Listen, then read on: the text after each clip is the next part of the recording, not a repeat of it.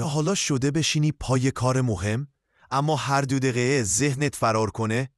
واقعیت اینه که مشکل از تنبلی نیست. مغز ما عاشق پاداش‌های سریعه.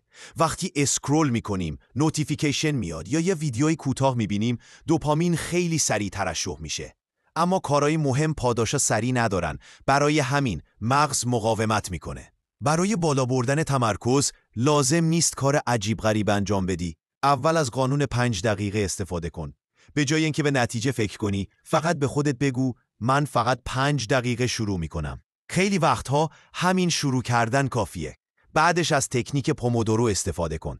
25 دقیقه کار کن و 5 دقیقه استراحت. این کار به مغز یاد میده چطور توی بازه‌های کوتاه تمرکزت رو حفظ کنی. یکی از مهمترین کارها برای تمرکز کم کردن محرک هاست. اعلانهای گوشی، صداها و حواس پرتی‌ها قاتل تمرکزن. هرچی محیطت ساکت تر باشه، مغزت آرومتر کار میکنه. خواب کافی هم خیلی مهمه. کم خوابی تمرکز رو نابود میکنه.